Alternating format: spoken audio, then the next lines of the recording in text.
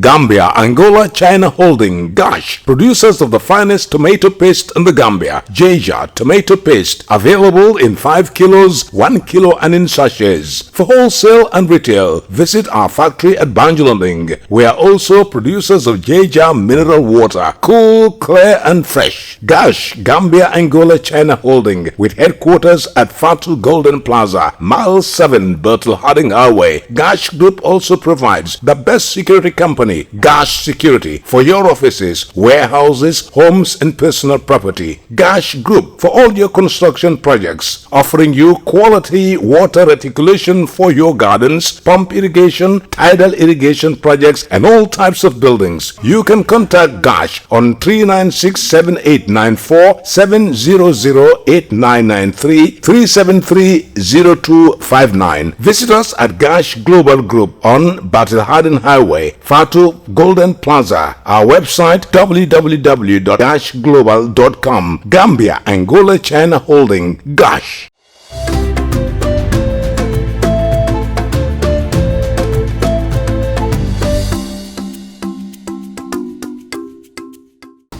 It's a warm reception to our studio here in Serekunda. This is Star TV News with me, Maimuna Jufadera. In the headlines tonight, 9 deaths of COVID-19 recorded as 111 new cases registered. NHRC urges Barrow to pardon convicts. Mai Fati echoes needs for operational national fisheries policy. On the international scene, Trump escorted from briefing after shooting near White House. U.S. police facial recognition systems misidentify black people. Indian ozone faces growing threat of fuel spill. Well, those were the headlines, and now the news in details.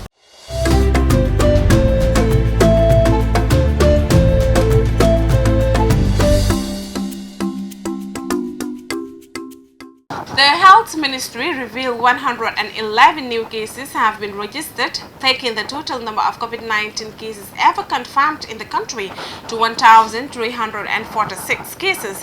Well, Dado Cham has the rest of the details. This represents a 37% positive test rate. 111 out of the 301 total tests performed. 21 of the new cases are MRC staff and their close contacts, the Health Ministry said in its 115 situation report. The ministry, while revealing more of the country's healthcare workers were contracting the disease, it called for the provision of adequate stocks of PPEs to all health facilities. 9 people have died of the coronavirus, the Ministry of Health said today. In its latest report on the deadly disease, 9 COVID-19 related deaths have been recorded, the highest documented one-day jump in coronavirus deaths to date, bringing the total registered by the country to 32. Of this, while 7 tested positive, 2 were indeterminate. Samples from all but one of the 9 cases were collected posthumously. The country said, however, a massive tent is being erected at the Independence Stadium in Bakau. Amid speculation, government is contemplating using the stadium as its new coronavirus isolation center.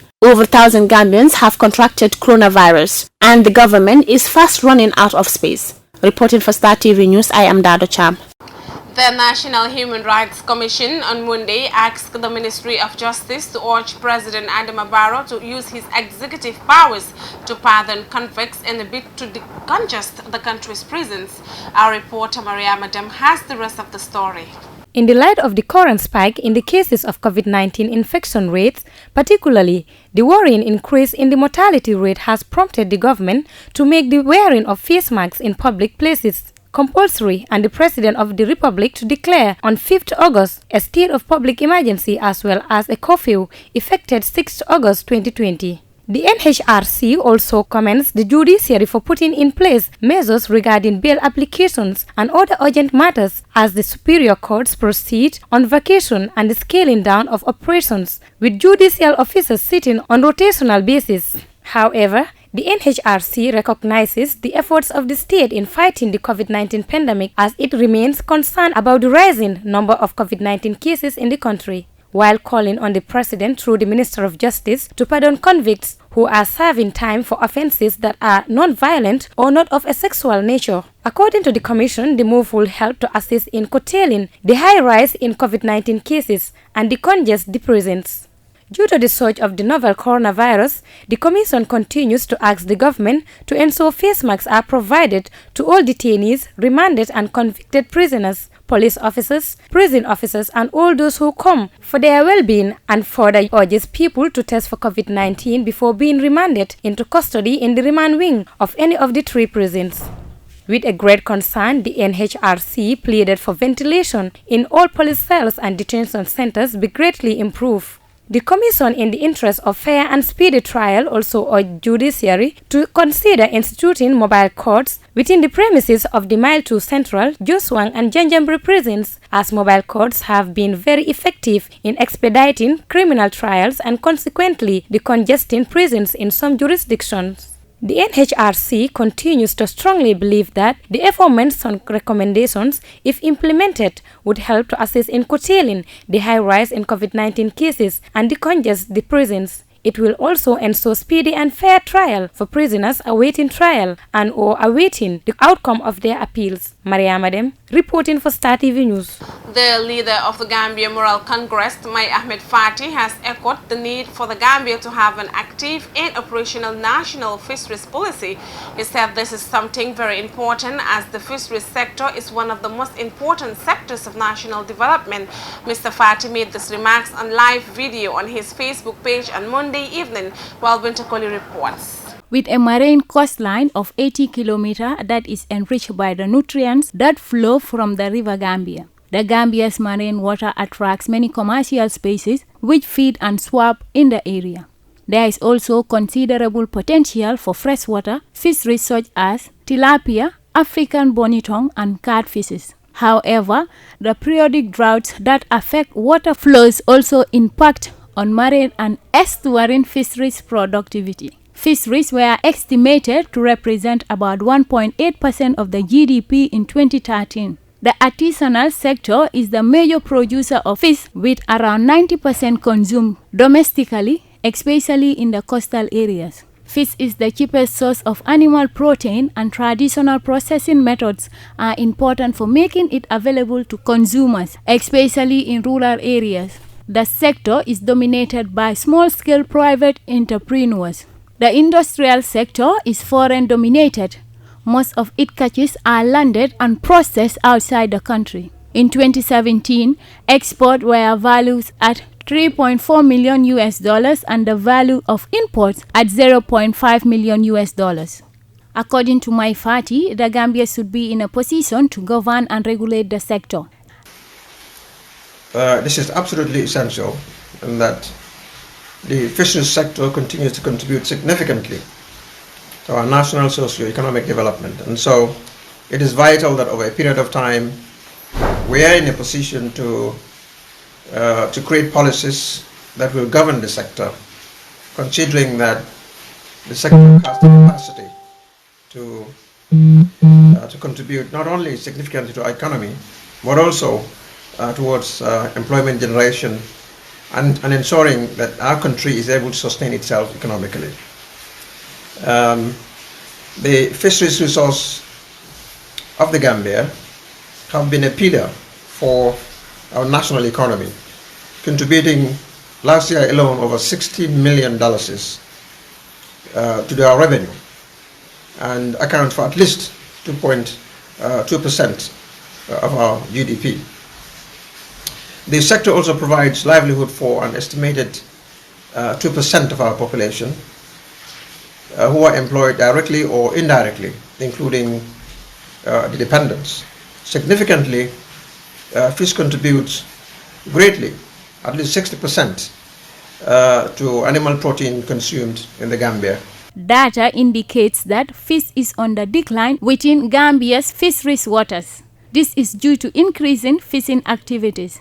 Mai also believes this is due to weak enforcement and non-compliance with the current fisheries management resources. Mai Fati also believes that to stop fish reduction, bold and immediate actions need to be taken. Reversing the trend of stock depletion to support the socio-economic development and food security for present and future generations of Gambians requires bold and immediate policy and management actions. It is therefore imperative to develop a national strategic framework to halt further declines and rebuild the fish stocks through a fisheries management plan, the purpose of which is 1, to reduce the excessive pressure on fish stocks, and 2, to ensure that fish stocks within the Gambian waters are exploited within biologically acceptable limits, and 3, to ensure that the fisheries legislation is implemented to protect the nation's fish resources, 4, to protect marine habitats and biodiversity, 5, to contribute in enhancing the export opportunities and strengthening value addition, and 6, to meet the Gambia's regional and international fisheries management obligations.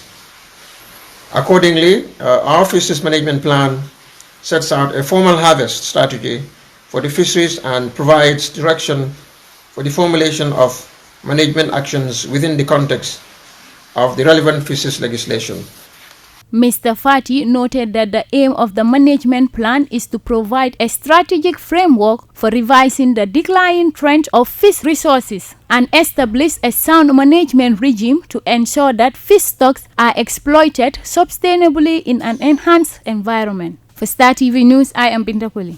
Well, those were the local stories. We will be back with the international news after the short commercial break. Please stay tuned. We'll be right back. Gambia, Angola, China Holding, Gosh, producers of the finest tomato paste in the Gambia. Jaja tomato paste, available in 5 kilos, 1 kilo and in sachets. For wholesale and retail, visit our factory at Banjulanding. We are also producers of Jaja mineral water, cool, clear and fresh. Gosh, Gambia, Angola, China Holding, with headquarters at Fatu Golden Plaza, Mile 7, Bertel Harding Highway. Gosh Group also provides the best security company, Gosh Security, for your offices, warehouses, homes and personal property. Gosh Group for all your construction projects, offering you quality water reticulation for your gardens, pump irrigation, tidal irrigation projects and all types of buildings. You can contact Gosh on 396-7894, 700-8993, 373-0259. Visit us at Gosh Global Group on Battle Harden Highway, Fatu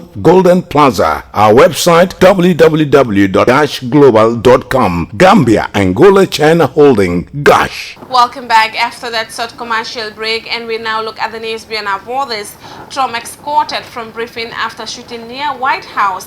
U.S. President Donald Trump's coronavirus briefing was interrupted by a shooting outside the White House. A U.S. Secret Service agent quickly ushered him out of the briefing room. One person is reportedly injured and in an unknown condition. The president resumed his coronavirus briefing within minutes to talk about the controversy around children going back to school. Well, Al Jazeera's Mike Hannon reports from Washington, D.C., U.S. President Trump was minutes into the news conference giving rosy predictions about the economy when he was suddenly interrupted. As the door closed behind him, journalists in the briefing room turned to their phones to try and find out what was happening. Then it was reported that there'd been a shooting outside the White House involving Secret Service agents. The Secret Service issued a statement saying an agent and what it calls a male subject were injured and taken to hospital. It adds that at no time during the incident was the White House complex breached or were any protectees in danger. President Trump returned to a barrage of questions and confirmed he'd gone back to the Oval Office for the duration of the incident, not to the underground bunker. It might not have had anything to do with me.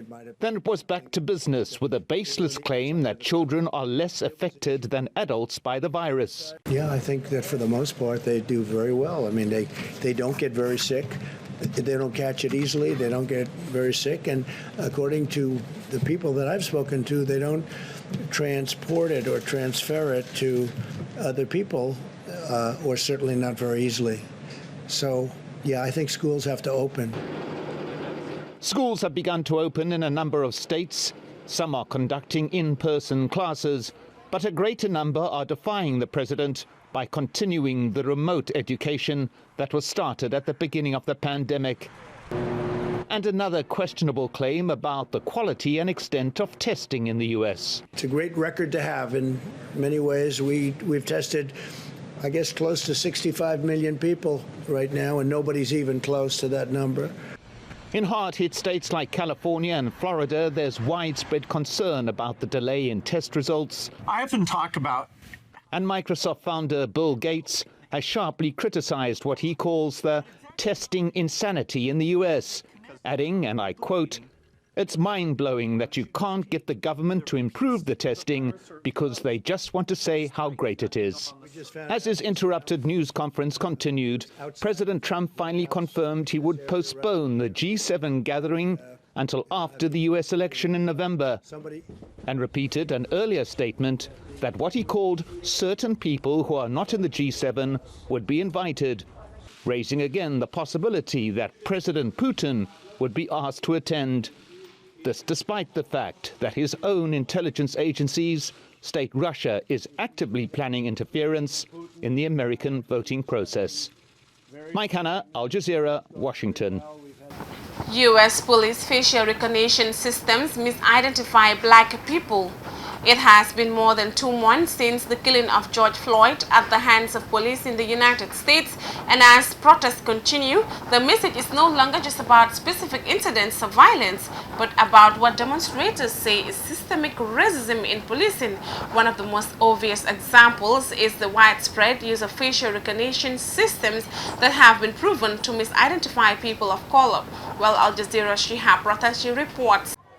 When Black Lives Matter activists take to the streets, they're clear. They're not protesting against a few bad apples in police departments, but a system of policing that, wittingly or unwittingly, targets people of color and they say needs to be completely overhauled. The widespread use of facial recognition software by police forces, apparently unconcerned by the technology's inaccuracy, is a clear example of this. Robert Williams was interrogated, having been arrested and taken into custody by Detroit police the day before, and it soon became clear he had been misidentified. I look, I said, no, that's not me. He turns another paper over, he said, I guess that's not you either. I picked that paper up and hold it next to my face. And I said, this is not me. I was like, I hope y'all don't think all black people look alike. And then he says, the computer says it's you. Study after study, including a federal government report last year, has shown facial recognition software misidentifies Black, Native American and Asian faces 10 to 100 times more often than white faces. They understand that this technology is 10 to 100 times worse at identifying people of color, yet they are still using it. The chief said recently, in fact, that it gets it wrong 96% of the time. And there's also the fact that they were using this technology for over a year and a half without any guidelines or any public knowledge about its implementation. Because the officers who interrogated Williams mentioned a computer had identified him, we know inaccurate facial recognition software and careless police work were to blame for his arrest. But there are no nationwide records about how often people are wrongly arrested as a result of recognition software, even though, according to the American Civil Liberties Union, the software has been used hundreds of thousands of times by the FBI, for example. We do know from the Detroit Police Force's records that this software, proven to be unreliable in identifying African Americans, is overwhelmingly used on African Americans. Facial recognition software has been used 70 times as of June 22nd by the department. In 68 of those cases, the photo was of a black person taken from social media or security cameras. Hey, Julia. Julia, do you know why Daddy got arrested? Because they looked that up on the computer. To have my girls out there and seeing that was, their first interaction with the police, and for that to be what it was, to them taking their dad, we're always going to wonder now, how much did this affect them? Civil liberties groups are calling for bans at the federal and local level of the use of such software. In the city of Detroit, that is over 80% Black and that has recently emerged from bankruptcy. There's no justifiable reason that you should still be investing in this sort of flawed technology when you could put that money to better use, positively impacting people's lives in their neighborhoods. The police's use of technology that has been proven to misidentify black people is just another example of why so many have mobilized not to reform the police, but to restructure policing entirely, even when there are multiple empirical studies proving race discrimination in software that is routinely used. Some police departments are still reluctant to change. Shia Bratansi, Al Jazeera. Indian Ocean faces growing threat of fuel spill. The MV Washiok ship still has more than half of its 4,000 tons of oil on board after returning around of Mauritius last month. A state of emergency has been declared because of the threat of catastrophic damage to coral reefs in the Indian Ocean. According to the country's Prime Minister, the ship is breaking apart. It is feared the vessel could break up as cracks in the hill widen. Al Jazeera's Catherine Soy reports. Conservationists in Mauritius are calling it an ecological disaster, the worst in the country's history. From above, the scale of the spillage is obvious. The Wakasha ran onto a reef a couple of kilometers offshore from the town of Mehibo 2 weeks ago, but it's only in recent days that it started seeping oil into the shallow waters of the Indian Ocean. Around 1,000 tons of fuel has so far spilled. The Japanese bulk carrier had around 4,000 tons on board. The ship's operators have apologized and vowed to help clean up the mess. Some Mauritians are blaming the government for its slow response to what it calls an environmental state of emergency. Government was acting on the advice of the company, on their experts, etc., without taking the best interest of the people of Mauritius and the best interest of what should be done to protect our country, our lagoon, from a potential, it was a potential spillage at that time, and this is gross negligence by government. Thousands of volunteers have come to help. Oil booms made from sugarcane leaves are being built to stop further spoiling of the beaches. Other volunteers and government workers are pumping the remaining fuel off the stricken ship to prevent further pollution. Mauritians are coming en masse to help us make the oil booms. These booms are taken by volunteer boats. The boatmen of Mahibuk have voluntarily put their boats at our disposal to go and place these oil booms at sea. Thanks to this, the booms are managing to retain the oil spilled from Wakasha. Mehiborg has a marine park with coral reefs, mangrove forests and other endangered species, as well as several tourist beaches. The area's safety now depends on the many helpers working to make sure that the oil doesn't spread further. Catherine Soy, Al Jazeera. And before we end the news, a quick recap of our main headlines. 9 deaths of COVID-19 recorded as 111 new cases registered. NHRC urges President Barrow to pardon convicts. Mai Fati echoes need for operational national fisheries policy. Trump escorted from briefing after shooting near White House. U.S. police facial recognition systems misidentify black people. Indian Ocean faces growing threat of well spilled. Well, that's all for this edition of the news. Do enjoy the rest of our programs and join us tomorrow for more news. Thanks for watching. It's bye for now.